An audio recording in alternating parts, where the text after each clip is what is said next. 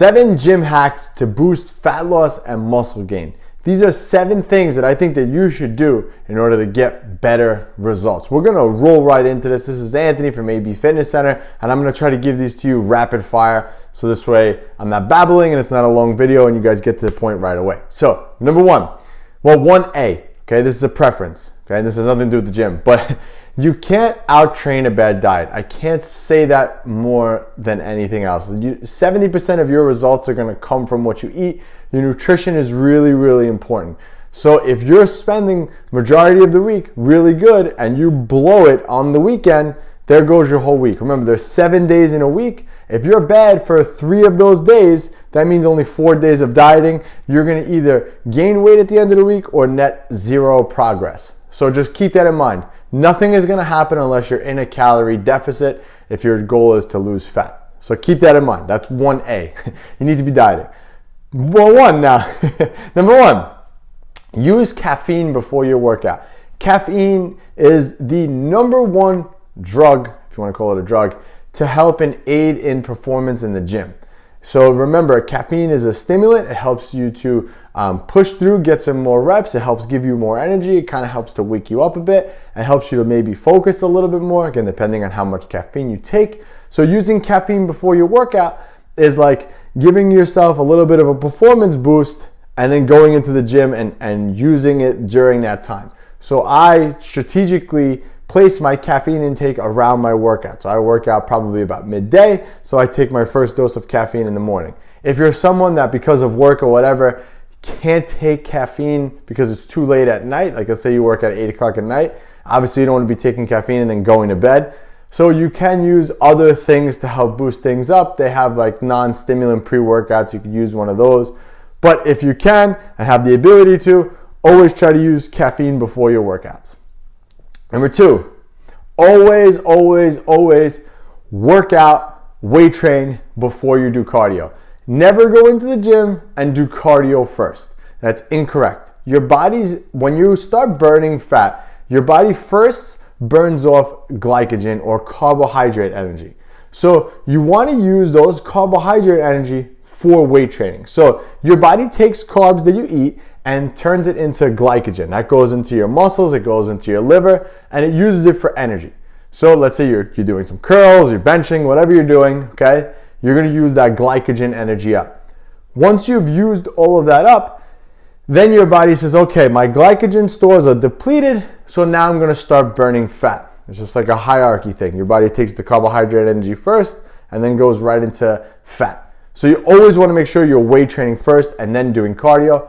Plus, you're gonna be fresh and you wanna work those muscles out right away so you're fresh and you're not tired. If you did cardio first, you'd be tired and your weights would suffer. Hence, you wouldn't be gaining as much muscle and then you wouldn't be burning as much fat, okay? Number 3, increase the volume. Most people say, all right, I'm not, I wanna lose more, I wanna get in better shape, so I need to be doing, a little less so I can recover. Nonsense. You want to actually increase the volume. So when your goal is fat loss and building muscle, increase the volume. Add more sets, add more volume, add as much volume as you can tolerate. Everyone's a little bit different with that, so it's kind of hard for me to see who's watching this on the other end. But you need to make sure that, again, like I said, you're monitoring the volume that you're doing and always trying to up that volume. Number 4, you want to train heavy. Stop going light. More reps do not equal more cuts. In fact, for certain people, more reps equals more muscle. You got to figure out what works, but you always have to be training heavy. You always want to be within 2 or 3 reps short of failure. So what that means is if I normally bench press and I do 10 reps with 225, let's just say, and if I push it to 12, that last set of 12, I won't be able to make it and someone has to take it. That means I had no reps left. So you always want to be anywhere between 2 or 3 reps of total failure, okay? You need to be training heavy to stimulate as much muscle as possible, which will help you to burn off as much fat as possible and ultimately lead you to a better looking physique. Number 5, slow down your negatives, okay? Slowing down your negatives is really, really good for building muscle. It creates a lot of muscle damage. So the negative is the eccentric portion of the movement or the lowering of the weight. So when you're bench pressing, it's when you're bringing the bar down. When you're curling, it's when you're letting the weight down. When you're squatting, it's when you're coming on the way down. You want to do those slow negatives because that's going to create a lot of muscle damage. You want to be anywhere between 2 and a 4-second negative on everything. That is going to help you to, one, allow you to feel the weights working, okay, feeling your body and the muscles actually working. 2, it's going to create a lot more muscle damage, which means you're going to be a little bit more sore, which means you're going to actually be able to build a little bit more muscle. So slow down those negatives. Number 6, one of my favorite techniques, use supersets and trisets. Okay, that means working different muscles. I like doing it with opposing muscles back to back. Okay, that 1 helps you to cut out time. 2 helps you to get in more volume while not spending hours in the gym. So for example, if I'm doing a bench press, I might superset that with some dumbbell rows to work the back. Now, because I just worked my chest and now I'm working my back, there's no overlap between the 2 muscles. Whereas if I did a bench press and then I did a fly, I'm gonna really fatigue my chest and not be able to do as much in the next set. So you wanna always do opposing muscle group supersets. So like I said, a bench press and then a row. Something that's non-conflicting.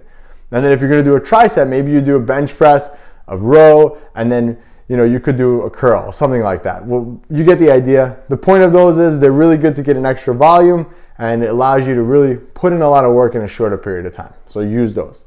And number 7, train your backside more. So, and I'm not being bad guy. I'm not talking about the glutes. I'm talking about your back. Most people don't even see your back. Your back is one of the biggest muscles of your body, and that posterior chain, everything from your neck down to your calves, is really, really important with overall function and overall life. So you want to train more of that area more. That means doing more deadlifts, stiff leg deadlifts, rows, any type of movement that's going to help to strengthen that up, you want to be doing. Because again, remember, most of the time, our postures are more forward. People work on the computer all day, we're like this. You want to get out of that position. So doing anything for the posterior chain is going to help you to have better posture, give you more energy, keep you stronger, and also prevent injuries, which is key. If you're injured, you can't work out. If you can't work out, it's going to be hard to diet. If you're not dieting, you're going to be gaining weight, and you're not going to be in a happy place.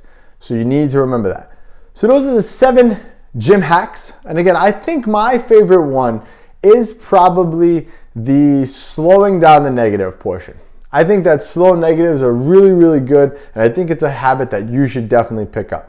So click that link in the description below if you are interested in finding out more. And remember, don't just watch these videos and do nothing. Go out there and take action. I'll catch you on the next one.